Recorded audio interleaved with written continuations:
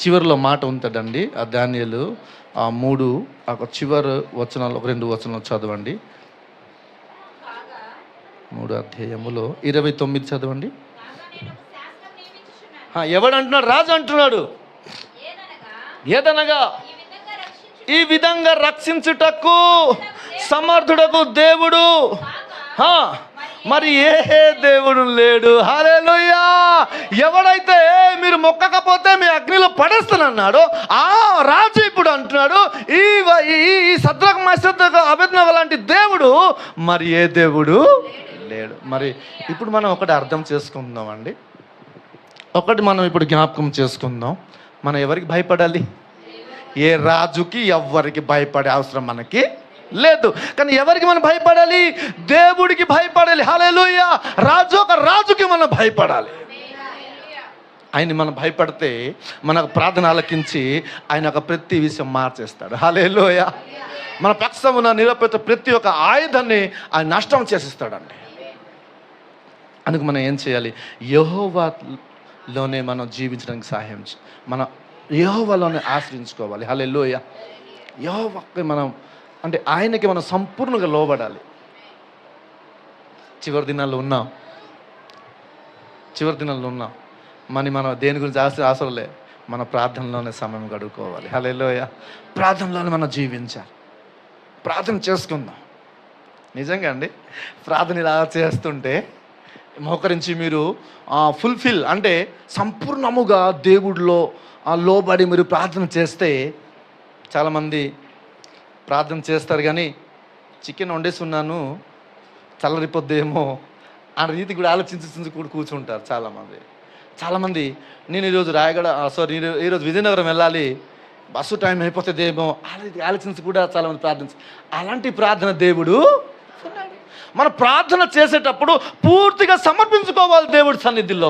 మనం సంపూర్ణంగా సమర్పించుకొని ప్రార్థన చేస్తూ కన్నీరు విడుస్తూ చేస్తుంటే మన ఎదుట యేసు ప్రభు కూర్చొని మనకు ప్రతి ఒక్క ప్రార్థన ఆలకిస్తూ మనకి జవాబులు ఇవ్వడానికి సిద్ధంగా ఉంటాడు. హల్లెలూయా. అటువంటి ప్రార్థన చేయాలి. ప్రార్థన మర్చిపోతున్నారు చాలామంది. మీరు బయటికి వెళ్ళేటప్పుడు, ఇంటి లోపుకి వచ్చేటప్పుడు ఏం చేయాలి? ప్రార్థన. చాలామంది బయటికి వెళ్ళేటప్పుడు షూ వేసుకున్నప్పుడు ప్రార్థన చేస్తుంటారు. ప్రభువా బేగెళ్ళాలి, ప్రభువా టైం అయిపోతుంది ప్రభువా అని బెల్ట్ వేసుకుని ప్రార్థన. ప్రభువా వెళ్ళిపోతున్నాను, ప్రభువా ఎక్కడికి వెళ్ళిపోతున్నావు? పాతలనికా?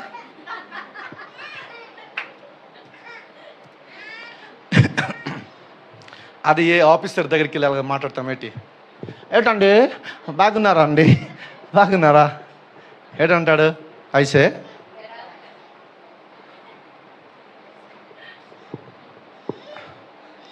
అందుకు మనం దేవుడి సన్నిధిలో నమ్మకముగా ఉంటే మనతో ఆయన పని చేస్తాడు. హల్లెలూయా. దేవుని సన్నిధిలో నమ్మకముగా మనం జీవిస్తే ఆయన మనతో ఉండి పని చేస్తాడు. హల్లెలూయా. అందుకు మనం ఏం చేయాలి? దేవుడిలో మనం జీవించాలి. టైం ఎక్కువైందా? అందుకు మనం ఏం చేయాలి? దేవుడిలోనే ఉండాలి. హల్లెలూయా. ఎవడైతే దేవుడిని ఆశ్రయిస్తాడో అతను బ్రతుకుతాడండి. హల్లెలూయా. అందుకు మనం ఈ చివరి దినాల్లో దేవుడి కాళ్ళు పట్టుకోవాలి. దేవుడి కాళ్ళు యాకోబు ఏం చేస్తాడండి? నాకు ఆశీర్వాదించకపోతే వదలను అంత. మనం చాలామంది అనేకమైన కోరికలతో ప్రార్థన చేస్తాం. ఒక ముసలమ్మకి యేసు ప్రభు అన్నాడు, అమ్మ నువ్వు ఎక్కువ ప్రార్థన చేస్తావు కదా, నీకు ఇంత ధనధాన్యంలో నీకు అంటే ధనధనం ఇచ్చేస్తాను, నీ చావు వచ్చే వరకు చక్కగా బ్రతికి అంతా ఇచ్చేస్తాను అన్నాడు. నాకు వద్దు ప్రభువా అనింది. నీకు మంచి బలము, మంచి స్వస్థత అన్నీ ఇస్తాను, నీ జీవితం ఉన్నంత వరకు చక్కగా ఉంటావు. నాకు వద్దు ప్రభువా అనింది. నీకే కావాలంటే అడుగు అంటే నాకు నీవే కావాలి ప్రభువా అనింది. హల్లెలూయా. ఎందుకంటే ఆ ముసలమ్మకు తెలుసు, యేసు ప్రభు నాతో ఉంటే అన్ని నాతో ఉంటాయి. మేము ఇది ఇవి ప్రభువా, అది ఇవి ప్రభువా, నువ్వు మాత్రం వద్దు ప్రభువా.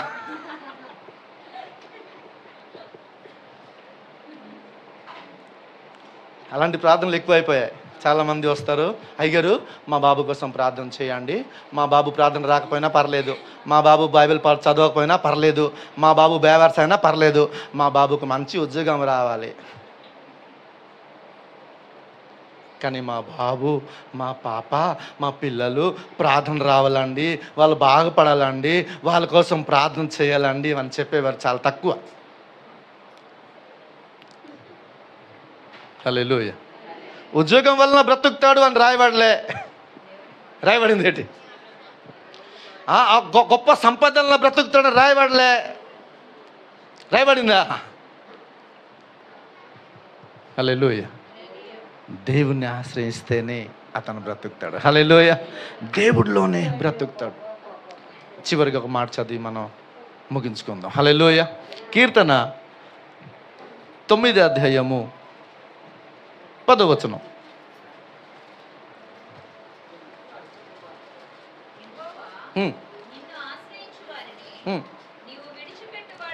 ఆమేన్. హల్లెలూయా. చప్పట్లు కొడదామండి. హల్లెలూయా, హల్లెలూయా. మనం ఇక్కడ చూస్తున్నాం ఎంత చక్కమైన మాట. యెహోవా నిన్ను ఆశ్రయించు వారిని నువ్వు విడిచిపెట్టేవాడవు కానే కావు. మనం ఏం చేయాలండి? దేవుడి సన్నిధిలో మనం బ్రతికితే ఆయన మనల్ని పట్టుకుంటాడు. హల్లెలూయా. ఆయన మనల్ని హత్తుకుంటాడండి. నాను వారు నాకు దూరమైన నా తల్లి తండ్రులేన చేయి విడచినా,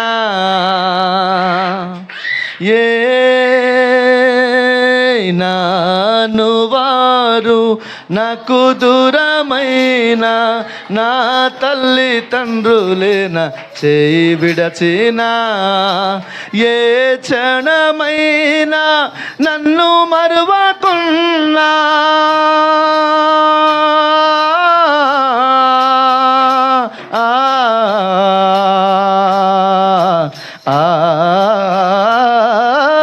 ఏ క్షణమైనా నన్ను మరువకున్నా, నీ కృపతో నన్ను హత్తుకుంటివే యేసయ్యా, నీ కృపతో నన్ను హత్తుకుంటివే, నా తోడుగా ఉన్న వాడవే, నా చేయి పట్టి నడుచువాడవే, నా తోడుగా ఉన్న వాడవే, నా చేయి పట్టి నడుచు వాడవే. హల్లెలూయా. ఎంత మంచి మాట అండి. యెహోవా నిన్ను ఆశ్రయించు వారిని నువ్వు విడిచిపెట్టేవాడవు కావు. హల్లెలూయా. కావున నీ నామము ఎరిగిన వారు నిన్ను నమ్ముకుందురు. హల్లెలూయా. దేవుణ్ణి ఎరిగిన వారు మంచిగా దేవుని తెలుసుకుంటే మంచిగా తెలుసుకోవాలి. ఈ రోజులో చాలామంది సిమెంట్ని బాగా తెలుసుకుంటారు. ఏ సిమెంట్ అయితే మా గోడ బాగుంటుందో, ఏ రాడ్ కొంటే మా గోడ బాగుంటుందో, ఇసుక మంచిది ఉండాలండి స్లాబ్కి. పాడైపోయే దాని గురించి ఎక్కువ తెలుసు. టీవీయా, ఏ కంపెనీ మంచిది కావాలి మాకు? Idiot box. టీవీకి వేరే పేరేంటి? Idiot box. మాకు లాబు బాక్స్. మీ వైపు సీరియల్ చూడరు కానీ మా వైపు 6 నుంచి 9 వరకు అమ్మా ఆకలేస్తుంది, ఉండరా ఉండ, ఏమే పిల్లలకి భోజనం పెట్టే, ఉండు కొంచెం ఉండు.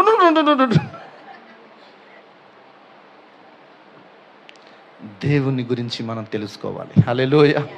దేవుడిలో మనం జీవించాలి.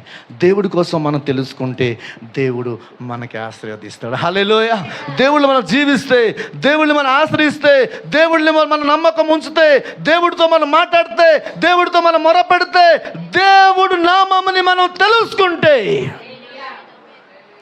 ఆయన మనకు సహాయం చేస్తారు. హల్లెలూయా. ఈ రాత్రి సమయంలో మనం దేవుని సన్నిధికి వచ్చి ఉన్నాం. మొదటిగా మన దేవుడు మనకు మాట్లాడిన మాట, యెహోవాను ఆశ్రయించుడి, అప్పుడు మీరు బ్రతుకుదురు. హల్లెలూయా.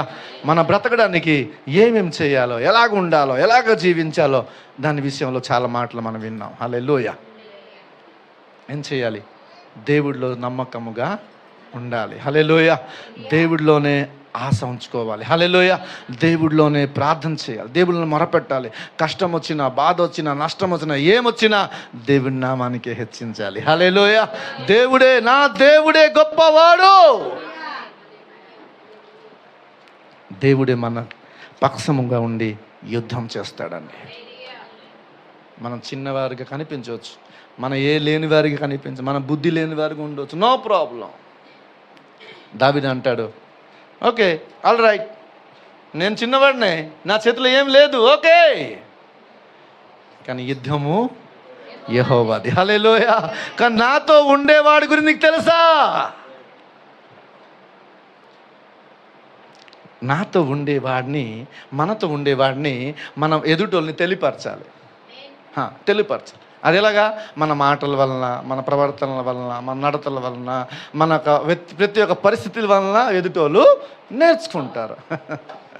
దేవుడి దగ్గరికి వస్తే మనం మందు మానేయాలి, దేవుడి దగ్గరికి వస్తే మనం తిట్టు కొట్టుకోవడాలు మానేయాలి, దేవుడి దగ్గరికి వస్తే మనం చక్కగా మాట్లాడుకోవాలి, దేవుడి దగ్గరికి వస్తే మనం ప్రేమతో కలిగి ఉండాలి, దేవుడి దగ్గరికి వస్తే ఎదుటోళ్ళు మనం సాయం చేసేలాగా ఉండాలి, దేవుడి దగ్గరికి వస్తే మనం ఎదుటోళ్ళు ముందు నించున్నప్పుడు ఎదుటోళ్ళు మాట వినేలాగా ఉండాలి మనం. హల్లెలూయా.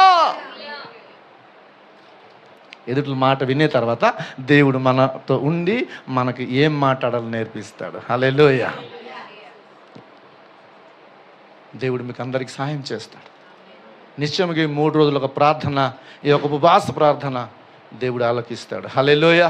ఆలకించాడు ఆల్రెడీ. మీరు యొక్క విశాఖపట్నం, ఈ యొక్క ప్రాంతం, ఏ ప్రాంతం ఇది?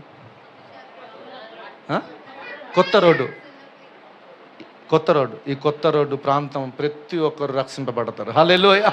ప్రతి ఒక్కరు. ఎందుకంటే ప్రార్థన వల్లనే శక్తి. హల్లెలూయా. ప్రార్థనలో శక్తి ఉంది. ప్రార్థన ప్రతి ఒక్కరు రక్షిస్తుంది. ప్రార్థనలో జీవం ఉంది. హల్లెలూయా. నేను అంటాను, ప్రార్థన అవుతుంది ఊపిరి. హల్లెలూయా. ప్రార్థన చేసేవారు ప్రతిరోజు బ్రతికి ఉంటారు. హల్లెలూయా. ప్రతిరోజు మనం ఏం చేయాలి?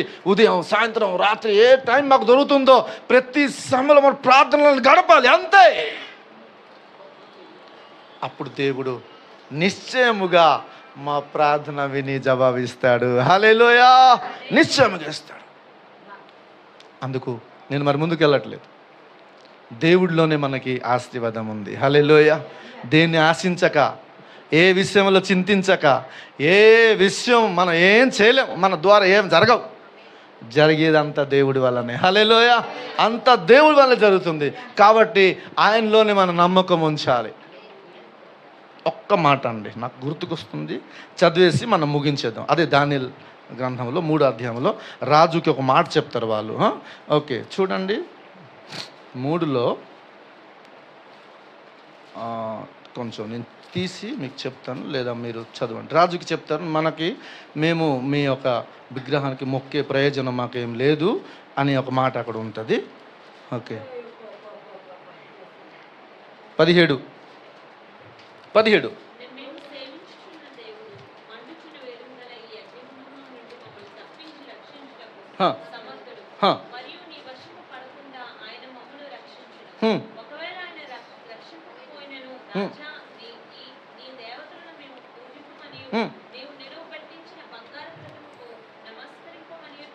తెలుసుకొనుము. హల్లెలూయా.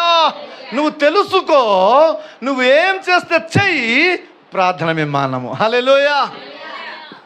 ఆకలితో ఉన్నా ప్రార్థన చేద్దాం, నో ప్రాబ్లం. బాధలు ఉన్నా ప్రార్థన చేద్దాం, ఇబ్బందులు ఉన్నా ప్రార్థన చేద్దాం, ఏ సమస్యలో ప్రార్థన చేద్దాం. ప్రార్థన ప్రతి మార్గం తెరుస్తుంది. హల్లెలూయా. ప్రార్థన ప్రతి ఒక్కరికి ఆశీర్వాదం ఇస్తుంది. ప్రార్థన ప్రతి ఒక్కరికి సహాయం చేస్తుంది. చిన్న మాట చెప్పి నేను ముగిస్తున్నాను. లాస్ట్ టైం ఒక చిన్న గ్రామానికి వెళ్ళడం జరిగింది. ఒక వ్యక్తి పచ్చకామెర రోగం అంటే హైగా, అంటే ఎక్కువ అయిపోయి డాక్టర్ దగ్గరికి తీసుకెళ్తే డాక్టర్ అన్నాడు, ఇతను మరి బ్రతకడు, ఇతను ఇంటికి తీసుకెళ్ళిపోండి. ఒకళ్ళు హాస్పిటల్ తీసుకెళ్ళినా 2-3 లక్షలు మీకు ఖర్చు అవుద్ది, కానీ ఇతను బ్రతకడు, ఇంటికి తీసుకెళ్ళిపోండి అంటే వారు మాకు ఫోన్ చేయడం జరిగింది. మారుమూల ప్రాంతం, అడవి ఏరియా. మరి ఫోన్ చేస్తే ఒక పేషెంట్ అండి కొంచెం రండి ప్రార్థన చేస్తారు కానీ అంటే దేవుడు మనకి పిలిస్తే ఎక్కడికైనా వెళ్ళిపోవాల్సిందే. వెళ్ళిపోయాను, సాయంత్రం అవుతుంది, వెళ్ళిపోయాను. ఆ ఒక ఊరు బయట చాలామంది ఉన్నారు. డాక్టరే పంపించేశాడు, ఎవడో పాస్టర్ వచ్చాడట, ఇప్పుడు కూర్చోబెట్టేస్తాడు అంటున్నారు. నేను చాలా బాధ అనిపించింది నాకు. చాలా దూరం నుంచి వెళ్ళాను కూడా. పాపం అతను బెడ్ రెస్ట్, మరి కాల్చదలు కదలట్లేదు. అలా ఆవిడ ఏం చేస్తుండి నీళ్ళు కూడా పెట్టట్లే. ఎవరు అన్నారట, తాకితే ఆ రోగం నీకు వచ్చేస్తుంది అన్నారట. అప్పుడు అలా ఆవిడ నీళ్ళు కూడా సరిగ్గా పెట్టట్లే.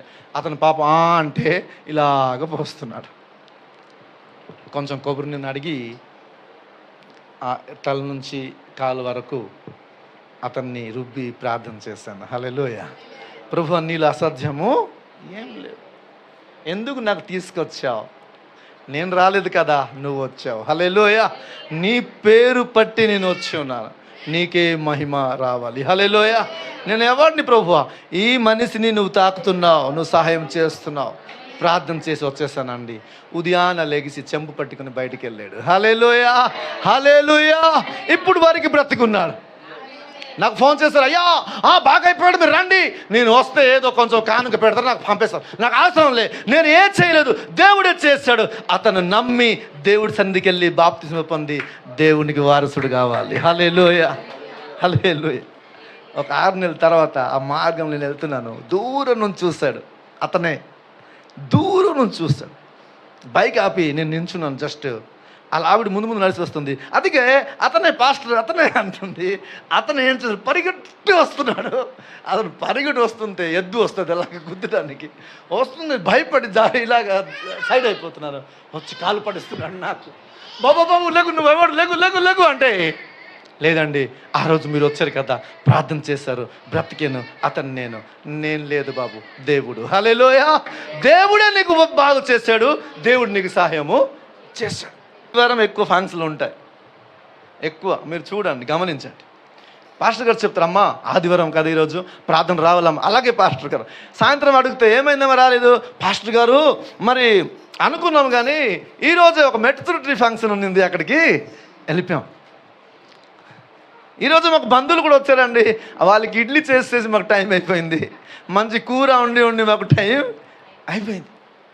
లేదండి, వాక్యం చూస్తున్నాం, యెహోవా వల్లనే మనం బ్రతుకుతాం. హల్లెలూయా. దేవుడిలో జీవిస్తేనే మనం బ్రతుకుతాం. రెండోదిగా దేవుడితో మనం మాట్లాడుకోవాలి. హల్లెలూయా. దేవుడు మా కష్టాలు వినాలని అనుకుంటాడు. హల్లెలూయా. మా బాధలు వినాలనుకుంటాడు. దేవుడు మనతో మాట్లాడుకుంటాడు. ఎప్పుడు మనం చూస్తాం నిర్గమకాండములో 7వ దినము నీ దేవుడైన యెహోవాకు విశ్రాంతి దినము, దానిలో